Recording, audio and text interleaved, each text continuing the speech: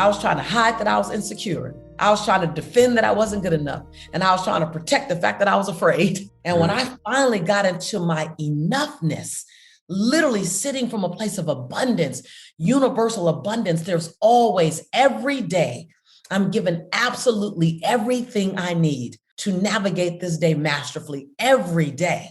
When I got into that, and I really like, oh my God, I don't have to prove anything. I don't have to prove that I'm as good as the next person. I don't have to prove that I'm as good as a man. I don't have to hide the fact that I get nervous. I can lean into it. I can move into my enoughness and allow the nervousness to dissipate into the nothingness that it always was. I don't have to defend anything. When I got there, and when you live a life without anything to prove, protect, hide, or defend, you live a life of grace and ease, gratitude and graciousness, brilliance and humility.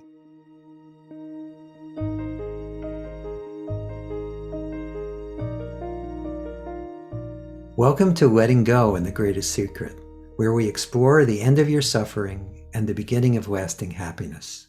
I'm Hale Dwoskin, and today we'll be joined by Lisa Nichols, who is featured along with me in Rhonda Byrne's movie and book, The Secret. Lisa Nichols is an international motivational speaker, best-selling author, and founder and CEO of Motivating the Masses. She has developed workshops and programs that have transformed the lives of countless men and women and altered the trajectory of businesses throughout the country and across the world.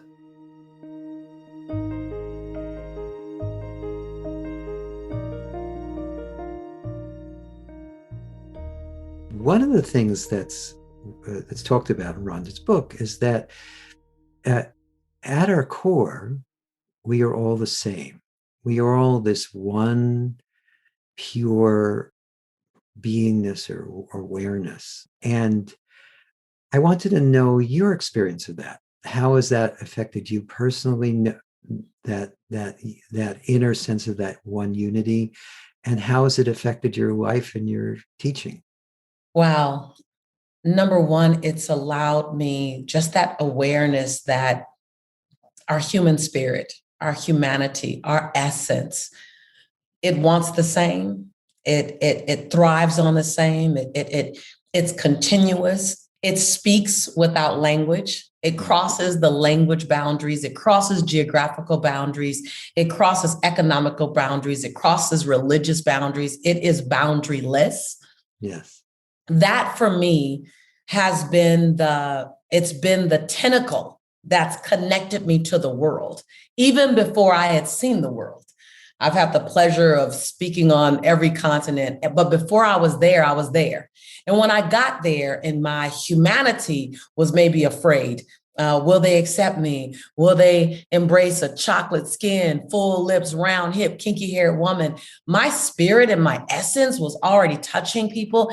And it didn't matter when I was in Kazakhstan and didn't speak the same language. It didn't matter when I was in Taipei and didn't speak the same language. It didn't matter when I was in Swaziland and didn't speak the same language. Our communication, our intention, our souls were touching.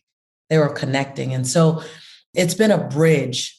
It's been a bridge to joy to me. It's been a bridge to freedom to me. It's been a bridge for me to cross over, come back, and see how alike we are, how our body bags, the skin we're in, the lips we have, the hair we have, these are body bags holding a spirit sense. Right. And that the spirit sense is just waiting for connection to meet itself in another form.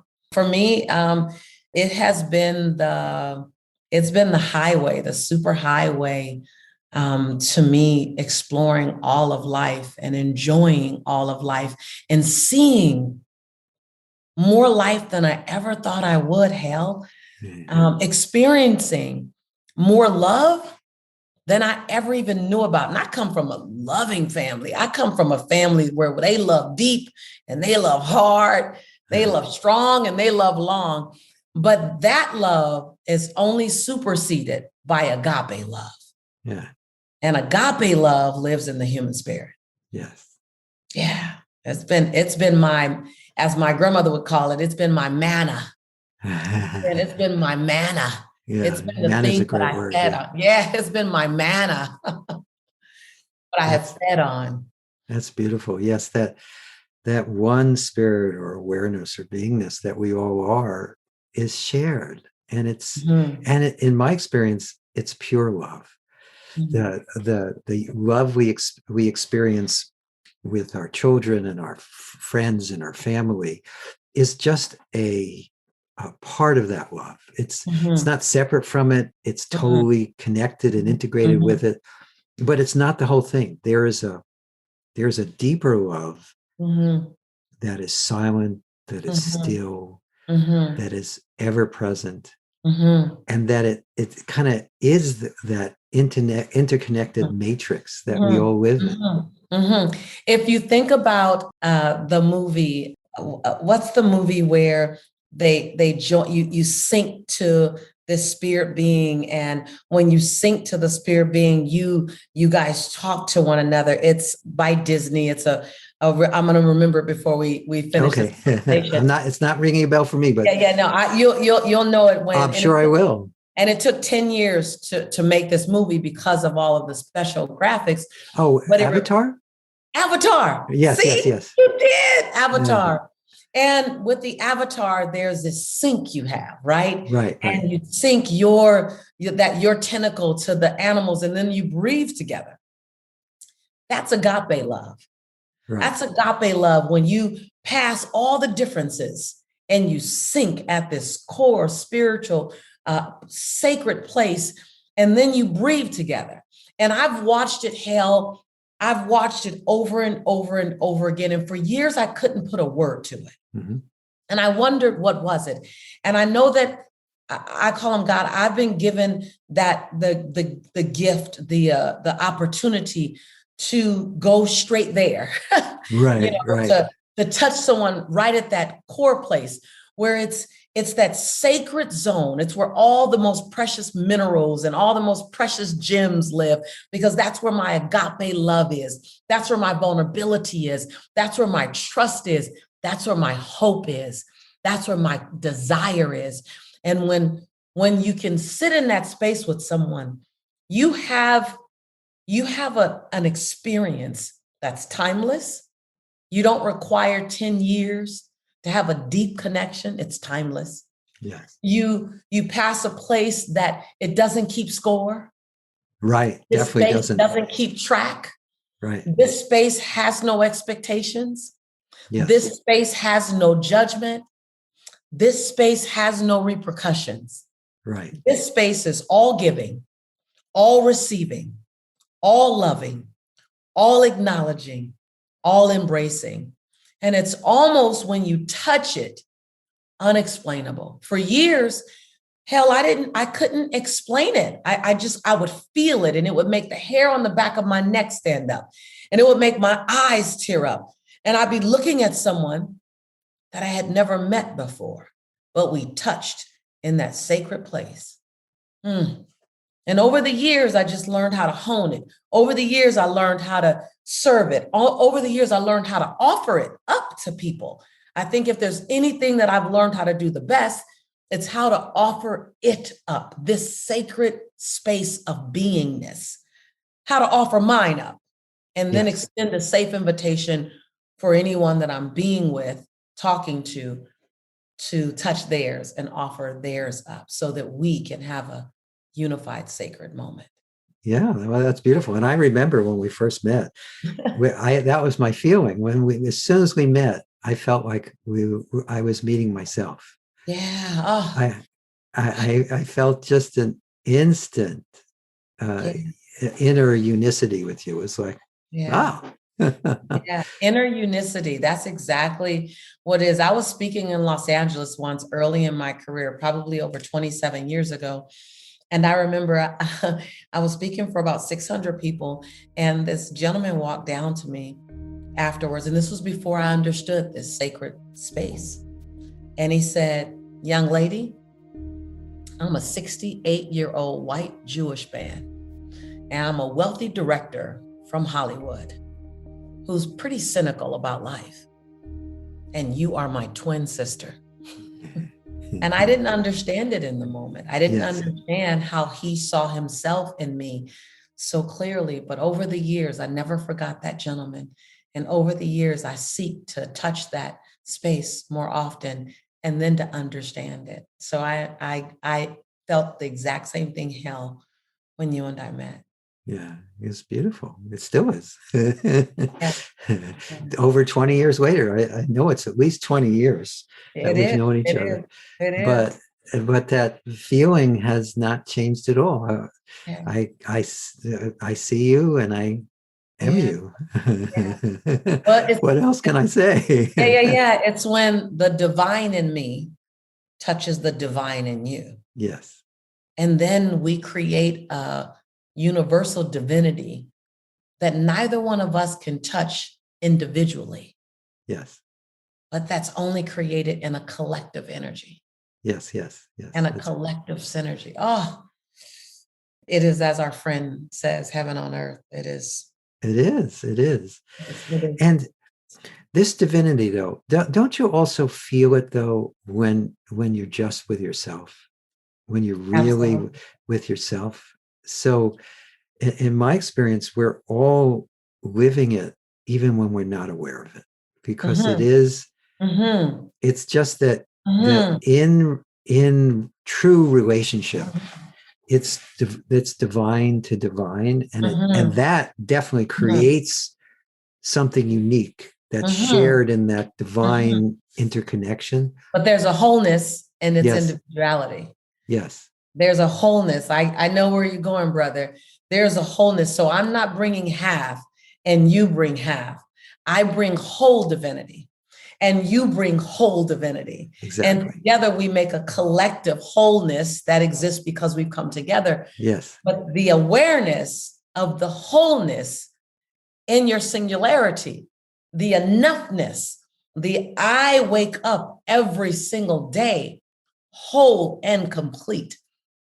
I wake up every single day enough, enough divinity, enough sacredness, enough universal, enough power, enough humility, enough woman, enough man, old enough, young enough. I wake up clear enough. I wake up warm enough. I wake up curious enough. I wake up wise enough. The awareness of the enough and the completeness that permeates from each one of us becomes to me, that awareness and that willingness to sit in that space and bring in and invite in the light, and then to understand, hold on, I am the light. And then to say, I don't have to have anything external come to me because I can be it. And I be it. I become more of it. I release more of it. I give myself permission to be it. A lot of it lives in not who we are, but who we give ourselves permission to be. Because yes. I believe we're far more than what we know.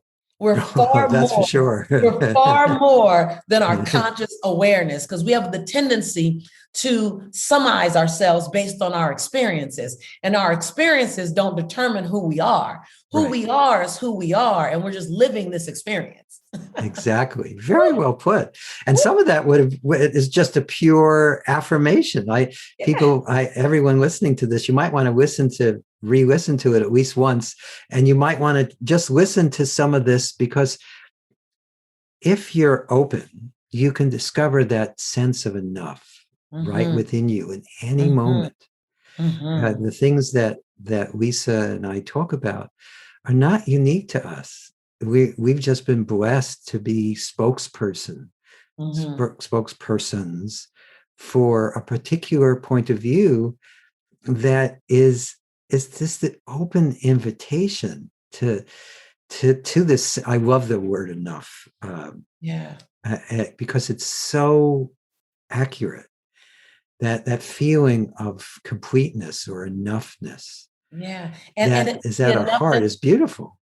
and the enoughness across all spectrums, like as it relates to your age, You are young enough and you are old enough at the same time.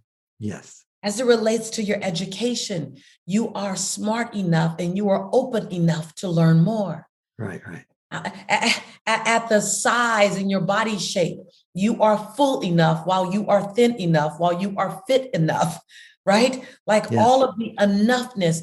And in order for the universe, the divine, to bring more into who you be in this moment, you have to first declare the enoughness in who you are. Yes. Like understanding that attracts more and attracts enough that I'm 100% complete in who I am in this moment. And then there's tomorrow. But for today, I am enough. For Yes. this moment, I am enough. Can I tell you that mantra, that awareness, that constant reminder of certainty has been my peace. It's been the thing that not only allows you to navigate through challenging times, Hale, the times that will leave you questioning, was I there enough? Was I aware enough? Was I present enough? Was I loving enough? Was I humble enough? All the questions. If you work to live in your enoughness, then you can dismantle the cracks and chasms that come with that uncertainty.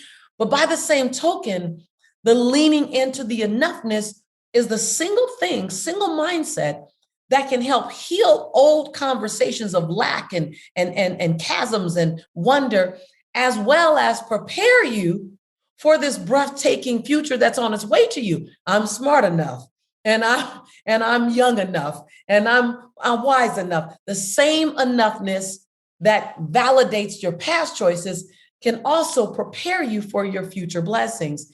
Enoughness. That's why I use it so much, because it literally supports me and prepares me in both directions. Right, right. But it's also a gift that you share with others, because when you're around someone that you can feel when they're like this, yes, you can, or like this, yes, and neither one of those are enough. You're with most of us, we're either trying to get something from the world or we're trying to push something away from us.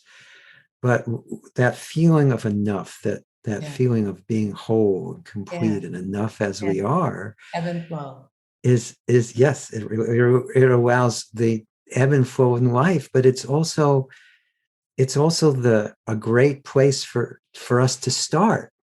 Yeah. Whatever we're experiencing, and it's an invitation to everyone listening. I mean, if you take nothing else from our talk today, focus. If you can start just paying attention to where enough is already showing up in your life, you're going to be way ahead of the game. Yeah. And then if you can declare that enoughness, like tell your cells. I talk to my cells. I let my cells know you are whole and complete in this moment. You have everything you need to navigate through this opportunity or through this chaos. You have everything you need. You have everything you need. You woke up enough. Before you look for anyone else to like or approve you, the first law is that you love and approve your enoughness on your own. And every other like on social media or elsewhere is bonus. Right. That peace of mind. Then you have grace and ease. Then there's no need to clamor and grab and hold on tight to with closed fists. There's no need to push away and to deflect. There's no need to do that. You are not a lake. You're not stagnant. Nothing stays. You are a river. It flows, and all good things come in and out, expansion and contraction. When I got that, I stopped trying to prove, protect, hide, or defend. I'll say that again, because I was trying to prove I was smart enough. I was trying to hide that I was insecure. I was trying to defend that I wasn't good enough. And I was trying to protect the fact that I was afraid. And when I finally got into my enoughness, literally sitting from a place of abundance, universal abundance, there's always, every day, I'm given absolutely everything I need to navigate this day masterfully every day. When I got into that, and I really like, oh my God, I don't have to prove anything. I don't have to prove that I'm as good as the next person. I don't have to prove that I'm as good as a man. I don't have to hide the fact that I get nervous. I can lean into it. I can move into my enoughness and allow the nervousness to dissipate into the nothingness that it always was. I don't have to defend anything. When I got there, and when you live a life without anything to prove, protect, hide, or defend, you live a life of grace and ease, gratitude and graciousness, brilliance and humility. Is right. Delicious. Delicious. Totally delicious. Totally delicious. Yeah, I work with people all the time where that's one of the things I'm trying to help people see, that you don't need to defend, approve, or justify or explain anything about who or what you are ever. And yet for most of us, that's the mind's full-time. The mind thinks that's its full-time job. Instead of looking to see what's really true about our essence, we just defend what's not even there with the illusions. Right. The perception we believe people have of us. And my grandmother has always said, other people's perception of you is none of your business. And if you are managing my perception of you, then you're not in your own power. You're not in your own knowing. You're managing my perception of you, and you've left your knowing of yourself. She told me when I was 24 years old, she said, baby, they're going to write a lot about you. I have no idea how my grandmother knew at age 24 that there were going to be articles about me or whatever. She said, baby, they're going to write about you. They're going to write a lot about you. She says, please don't read any of it. Do yourself a favor.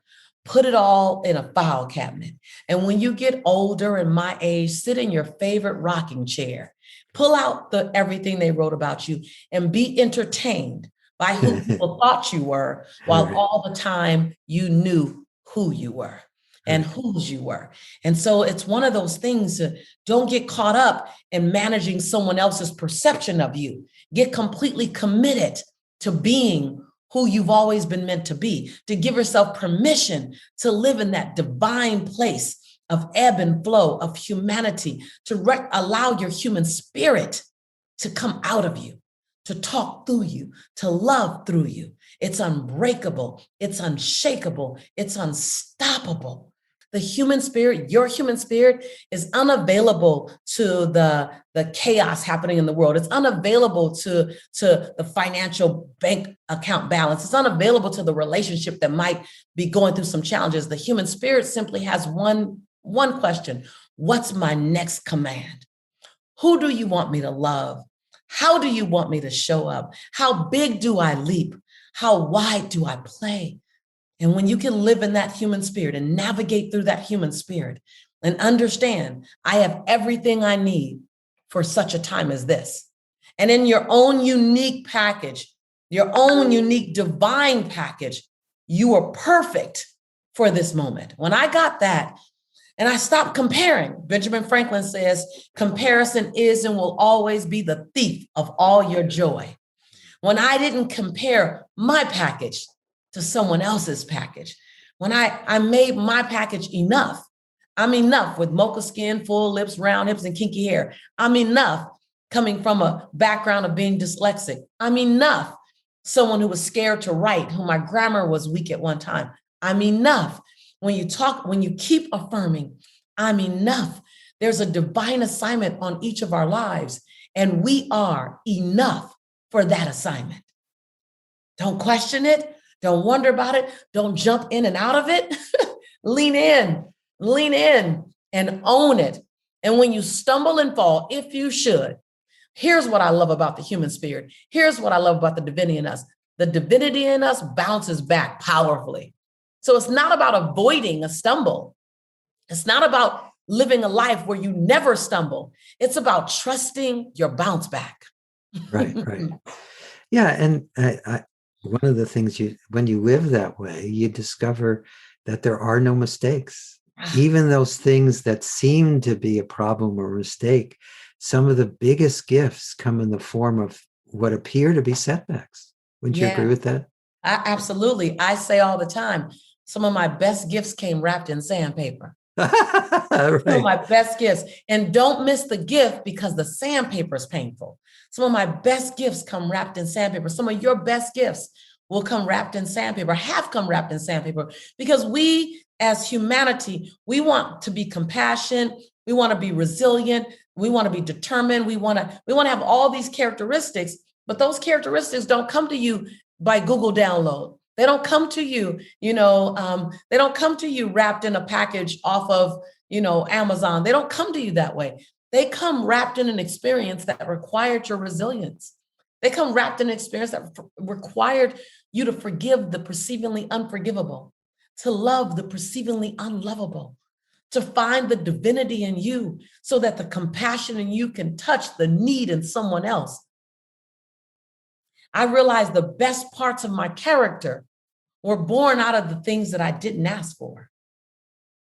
The best parts of my character came out and rose from a circumstance that I had to say something I didn't know I'd ever have to say, Hale, do something I thought I'd never had to do, and allow the woman that I've always known myself to be to emerge on the other side. Perfect. Yeah. It's beautiful. And so I'm clear. I am an example, because let me be clear with you. 29 years ago, 30 years ago, I didn't see this woman. 30 years ago, heck, 26 years ago, I was crawling, crying, begging to see something good in Lisa. Other people saw potential in me, but I didn't know what potential meant, Hale. Yeah. I didn't know what that meant. That was too ambiguous to me. I'm like, what does that mean? Who will I become? I was that woman who I looked for love in other people's eyes and other people's view of me. I didn't see what they saw yet. I didn't trust myself yet. I didn't know that I was enough yet. I saw all the things I wasn't yet. I saw everything I wasn't. I didn't see how much I came with. I saw the voids. I didn't know how to build on what was there. And when I began to pour into Lisa, to affirm Lisa, to introduce myself to Lisa, to get to know Lisa, to not wonder why I didn't have what she had, or I didn't look like what he looked like, but to expect that exactly the way I was supposed to be, I am, as I am, as I am, as is so. Only then, I didn't become someone else. I became more of myself. I let her be born. Yes. I let her be born. I let all of her be born. I midwifed out my spiritual connection. Then I midwifed out my emotional connection. I midwifed out the divinity connection. I allow them all. Please come. Trust me. Please come. I'll be a good steward with all that I am. And so I am, as I am, as I am. Trust me. Come to the forefront. I will serve you up. I will touch the world with you. I will help heal with you. I will be healed through you. I will be a good steward of you. I didn't go get who I've become. I didn't go get her. Yes. I released her. Right. I nurtured her. I nurtured her out. Yes. Through amazing teachers like you. I gave her permission to come out. Trust me, we'll be all right. Trust me, we'll be all right.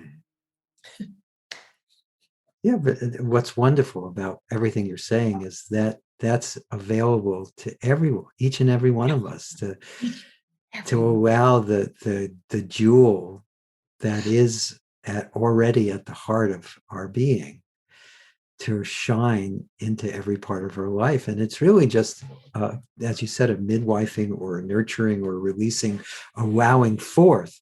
It's not getting something new. It's already all right here, right now. And it comes out through that sense of I am, one of the indicators of living as that sense of I am is that feeling of wholeness, that feeling of enough. It's recognizing that We don't have to be info junkies. Right. You don't have to go and layer on or lather on another layer of information.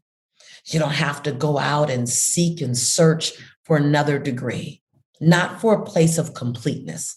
Do it because it's a study you want to have, Right. but not for a sense of completeness. Yes. That you come to this experience complete. Yes. And if you can live in that knowing, you choose to live in that knowing, then all you do is add layers to your completeness. And every layer makes you complete. You showed up enough. And everything just adds to your enoughness, that adds to your servant leadership, that adds to who you become, that adds to how you serve. But you came to the conversation enough. And just breathe that in. I'm enough. Like every day I breathe that in. Every day that's my affirmation. And what I find is inside of that affirmation, I play bigger. Inside of that affirmation, I take on new charges. Inside of that affirmation, I trust myself with larger bodies of people, with larger projects. When I stand in my enoughness, I live in my enoughness. I understand that I'm a great steward, not a good steward. I'm a great steward of the assignment placed on my life. You are a great steward of the assignment placed on your life. When I stand in that, then I allow myself to embrace more assignment. I allow myself to take on a bigger assignment. I allow myself to touch more people. I don't talk myself out of speaking for NASA or speaking for this group or speaking for that. I don't talk myself out of showing up big because I say, I am enough for what's in front of me. Tell your sales, give your sales notice, send an email to your sales. Right. And the beautiful thing about everything you're saying is you're talking for each and every one of us. That every one of us. Even though some of the people listening to this will be aspirational instead of fully experiential, just to even have that be your aspiration is pulling you in the right direction. The direction of that wholeness, that inner harmony, the beauty. I was her. Yeah. I was her. If this is aspirational for you, meaning it feels like you can see it, but you can't quite reach it yet, then I'm your sister. I'm your sister. All I can do is look at the light. But if all you can do today is look at the light, then be aware that light exists. And as you look at the light and you affirm that I am worthy of touching that light, that divinity in me, you give your sales notice, you'll notice the light will come closer and closer and closer to you. And before you know it, you're not looking at the light. You are the light. And I'm beautifully put. Yeah. I know it personally. Hell, yes. I know it personally. My journey. Yeah, it's a beautiful journey. Yeah. And in that journey, I could say that when on the days when you don't have the faith and you don't have the awareness to see it for yourself, on those days, borrow my lenses. Right. For you. Right. Because on those days, I will have enough faith for the both of us. The smartest thing I did was when I couldn't see it for Lisa, I came to someone like Hale, someone like Rhonda, someone like Jack, someone like Patty. I came to one of my friends who could see it for me in that moment better than I could see it for myself. I took off my lenses and I borrowed theirs. That's right. Yeah, that's beautiful because we're here, even though we appear to be many, we are one. And we're all here to love and support each other. Absolutely. Everyone within your own environment, you already have people who are your Lisas, who you can go to, and they'll reflect back to you the best of you that you may not see yet. And so seek them out and honor them, those people who are supporting you in your life. And they're not going to add anything to you. They're reflecting back what you already are. Affirming what your cells already know, which Yes. is why you're wise enough to ask them. Yes.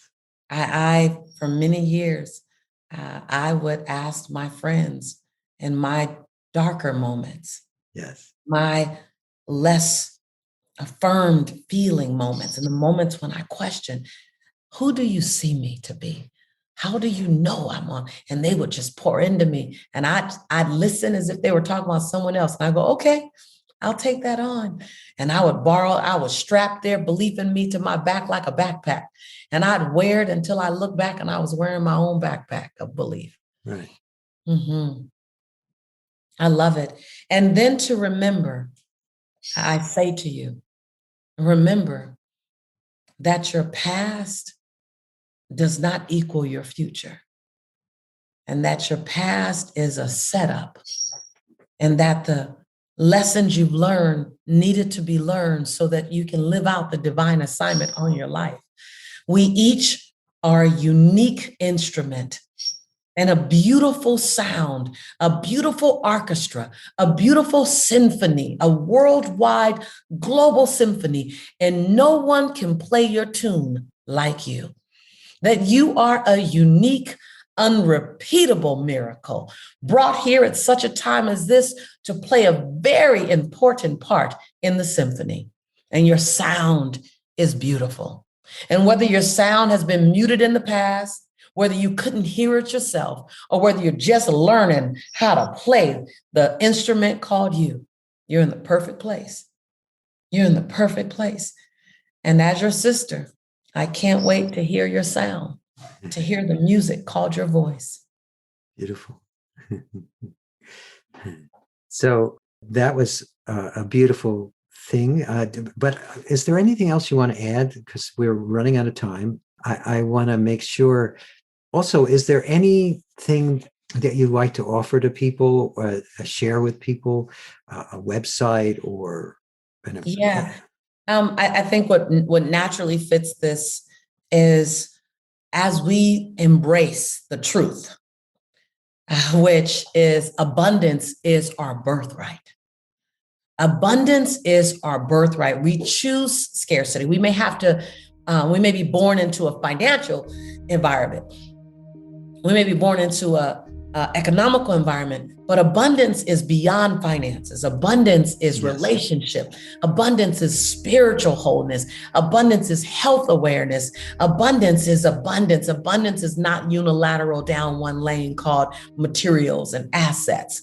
Abundance is a universal, and abundance is our birthright. And when I understood that abundance of healthy relationships, abundance of awareness, when I got that and I began to seek abundance in my life, outside of business, but really universal, my life began to transform.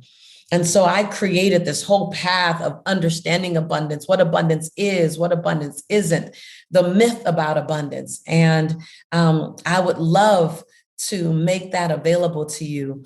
I would love to make it something that is super powerful for you to grab a hold of. And let me just tell you, it's a gift from me.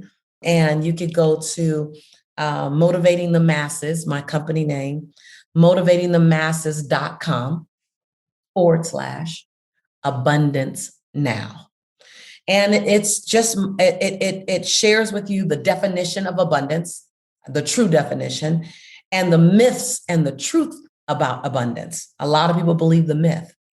And also something that I had to learn, and it changed my life, the distinction between what scarcity-based thinkers think and what abundant thinkers think. So it's just my gift. It gives you all of that, me on video.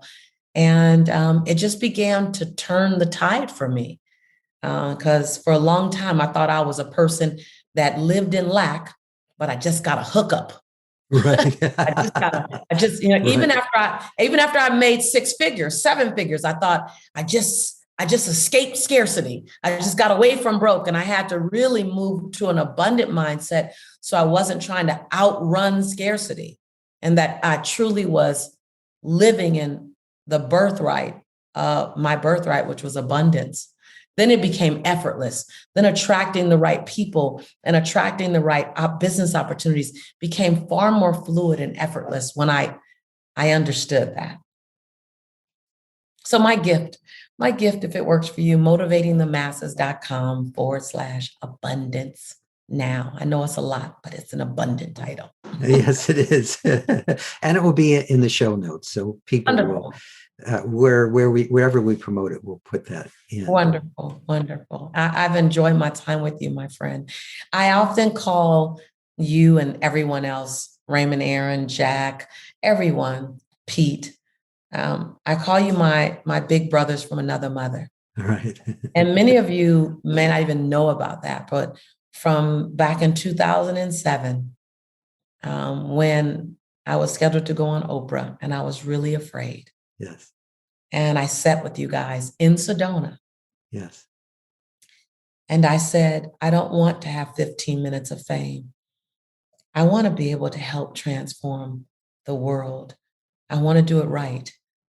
And all of these, with all due respect, older white men wrapped their arms around me and bypassed all of my previous fears from the years prior to that.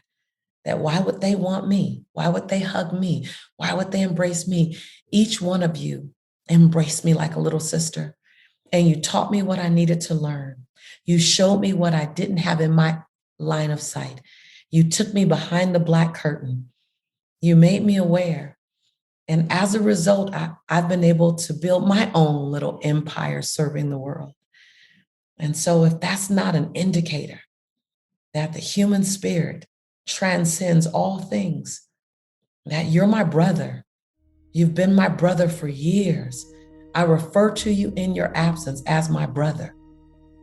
And I'm grateful to be on the planet at the same time as you.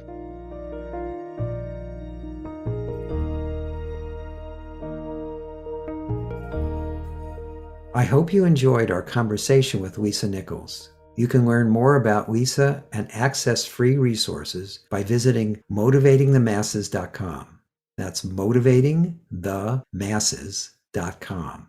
If you've enjoyed this podcast, please subscribe so you'll have immediate access to future episodes. Please give us a 5-star rating and share it with the people you care about. If you'd like to learn more about my work, my mentor Leslie Levinson's work, and the Sedona Method, please visit www.sedona.com. As you explore our site, you'll learn the key to lasting happiness, success, peace, and emotional well-being. We have books, courses, events, and plenty of free material to explore. Again, go to sedona.com. That's SEDONA.com. Thank you for being here. And we'll catch you on the next episode of Letting Go and the Greatest Secret.